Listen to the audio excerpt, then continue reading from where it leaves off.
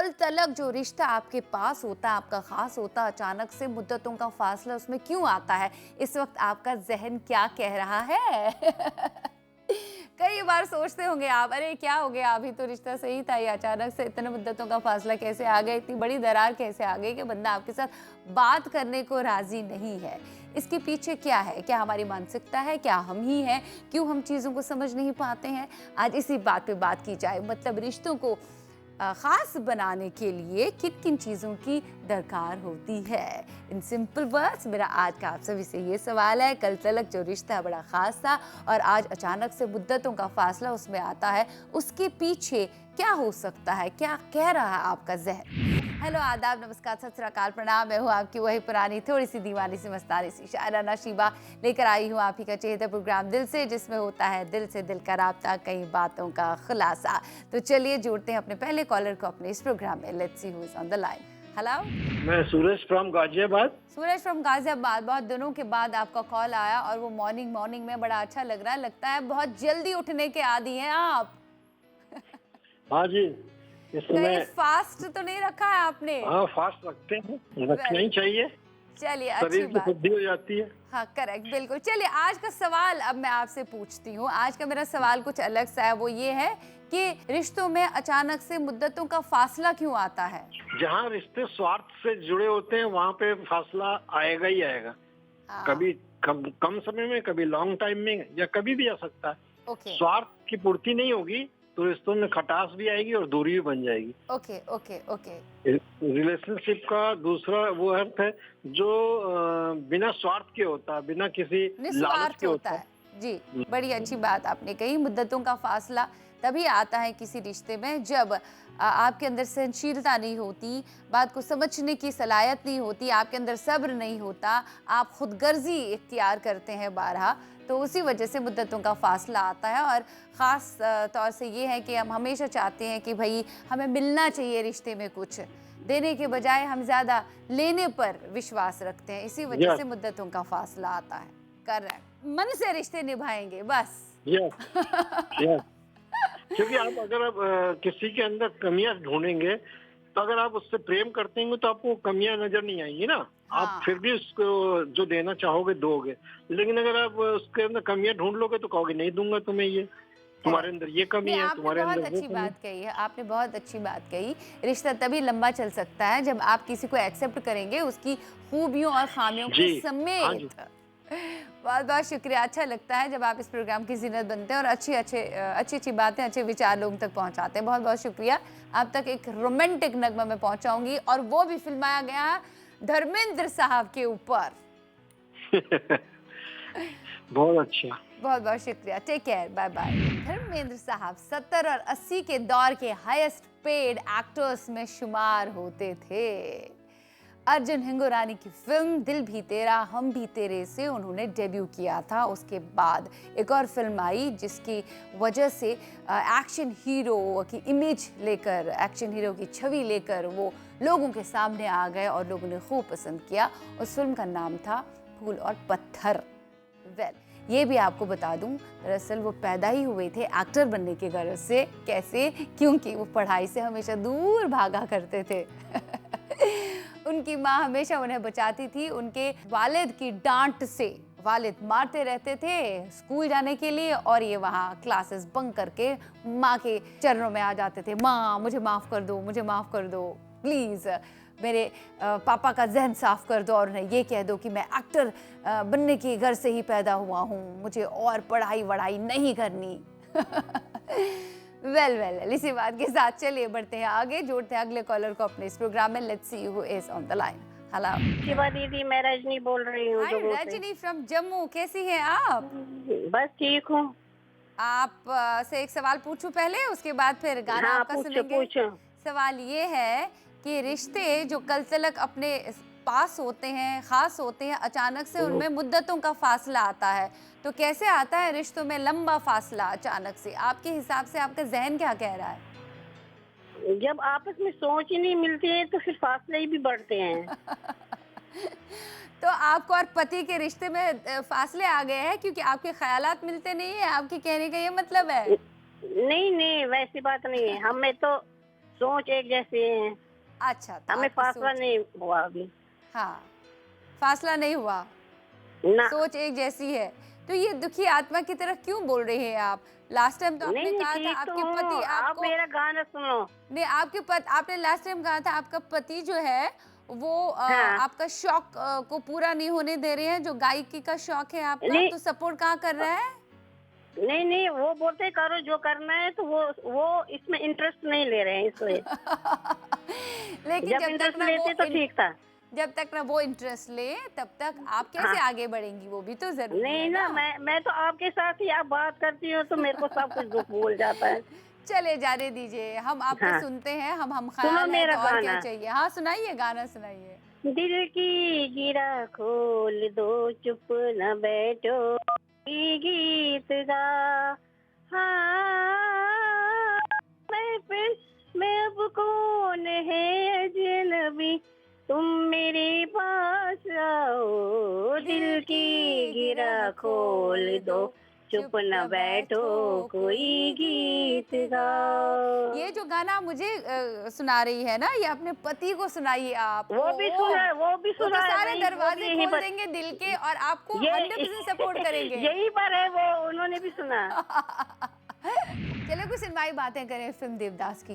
वैजयंती माला ने इस फिल्म में चंद्रमुखी का किरदार निभाया था और उस साल फिल्म फेयर की तरफ से बेस्ट सपोर्टिंग एक्ट्रेस के अवार्ड से उन्हें नवाजा गया, लेकिन उन्होंने अवार्ड को नहीं स्वीकारा क्योंकि उन्हें लग रहा था कि सुचित्रा सेन, जिन्होंने इस फिल्म में पारो का किरदार किया था, एज ए हीरोइन काम अंजाम दिया था, उन्हें महसूस हो रहा था कि उनका रोल यानी चंद्रमुखी का रोल, वैजयंती माला का रोल इस फिल्म में सेम वैसा ही है, इनफैक्ट उससे बढ़ के ही है। इस वजह से उन्होंने ये फिल्म फेयर का अवार्ड लेने से मना किया।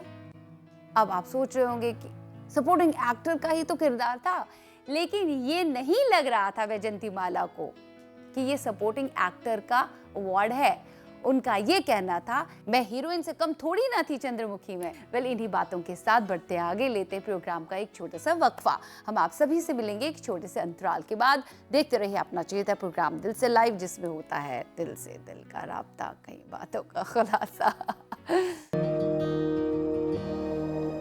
A warm welcome to you all after this short break। देख रहे हैं आप अपना चहेता प्रोग्राम दिल से, जिसमें होता है दिल से दिल का राब्ता, कई बातों का खुलासा। वैसे दिल से दिल का राब्ता तभी ज़्यादा देर तक, मुद्दतों तक रहता है जब वाकई में मन से आप किसी के साथ रिश्ता निभाते हैं, और दिल से के साथ आप मन से रिश्ता निभाते हैं। इसीलिए मुद्दतों का फासला इसमें कभी नहीं आया है, ना कभी आएगा। रिश्तों में मुद्दतों का फासला फिर अचानक से क्यों आता है? पल भर में रिश्ते खराब क्यों होते हैं? आपका जहन इस बारे में क्या कहता है? आज इसी बारे में बातें हो रही हैं। जोड़ते हैं अगले कॉलर को इस प्रोग्राम में। हेलो, एहसन साहब, फरमाइए। आज आपका कॉल आया इस प्रोग्राम में, इसकी जीनत और भी बढ़ गई। अब मजा आ जाएगा व्यूअर्स को भी जब आपके शब्द जो है वो अपनी महक छोड़ देंगे और कुछ ऐसा ताज़ा तरीन कह देंगे कि लोगों के दिलों को सुकून आएगा। वेल, एहसन साहब, आपकी ज़ुबानी बहुत ही ख़ास है। बड़ा अच्छा लगता है किसी अदब नवाज के साथ बात करना जो इस प्रोग्राम में कॉल करते हैं और बड़े बिलखुसूस इस प्रोग्राम को देखते हैं और इसे सराहते हैं। आज का मेरा सवाल सुनिए सबसे पहले, आपको बड़ा ही अच्छा लगेगा क्योंकि आपने इसके बारे में काफ़ी कुछ कहा भी होगा और लिखा भी होगा। वो है रिश्ता, है ना?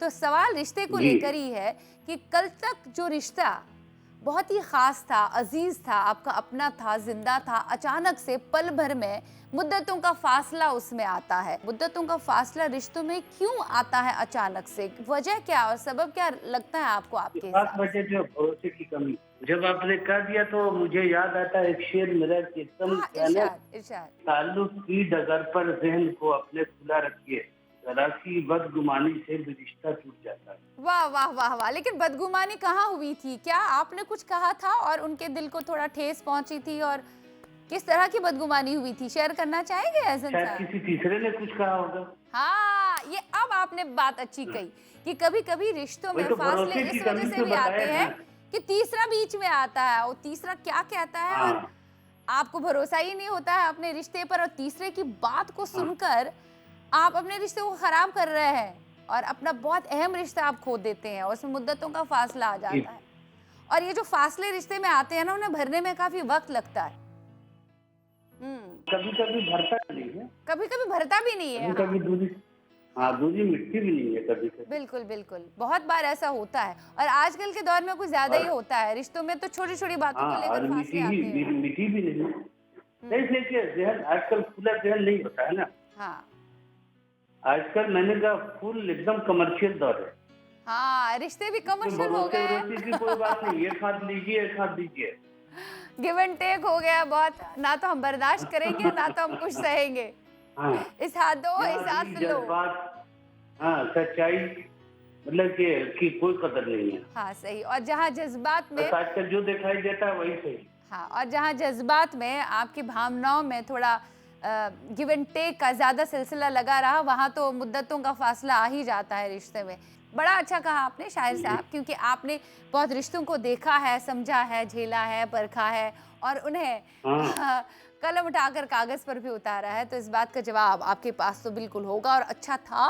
और साथ ही साथ बहुत सारे व्यूवर्स तक भी ये बात आपने पहुंचाई कि तीसरे शख्स की बातों में आकर आप अपने रिश्ते को खराब ना करें और इसमें मुद्दतों का फासला इख्तियार ना करें। बहुत बहुत शुक्रिया आज भी कॉल करने के लिए। Thanks a lot. नवाजिश। आपका भी बहुत बहुत शुक्रिया। चलिए कुछ सिनेमाई बातें करें फिल्म जीवन धारा की। जीवन धारा में रेखा थी और ये फिल्म मेकर यानी फिल्म के डायरेक्टर टी रमन राव की रेखा के साथ तीसरी फिल्म थी। इससे पहले रेखा के साथ और 2 फिल्में लेकर वो आए थे और दोनों फिल्में अच्छी खासी चली थी। एक फिल्म थी जुदाई और दूसरी एक ही भूल। रेखा ने जिन भी डायरेक्टर्स के साथ काम किया उनके लिए अच्छा ही हुआ कि मोस्ट ऑफ द फिल्में रेखा के करियर की हिट ही रही है।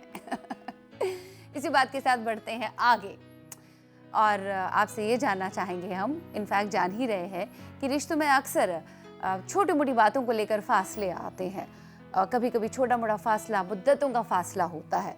तो आपके हिसाब से आपका जहन क्या कह रहा है कि रिश्ते में जो कल तक बहुत ख़ास थे, आपके अपने थे, जो जिंदा थे, अचानक से उनमें मुद्दतों का फासला क्यों आ गया? क्या आप कभी कभी अपने आप को कसूरवार ठहराते हैं या फिर कभी आप दूसरे पर ही इल्ज़ाम आयद करते हैं कि उसकी वजह से रिश्तों में मुद्दतों का फासला आ गया?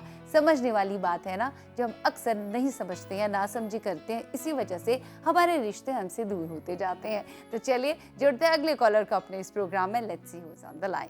Hello Rajni ma'am, Rajni. ओहो रजनी, मुंबई। हाँ सुबह सुबह रजनी का कॉल आ गया। अब हमेशा से कह रही थी कि आपका कॉल ही नहीं लगता, आज तो लग गया आपका कॉल सुबह सुबह। हाँ मैम, तो नसीब वाले जो रहते हैं उनका आपको कॉल लगता है। हाँ, तो आपका मैं तो नसीब नसीब वाली अच्छा हूँ। चल रहा है ना आजकल।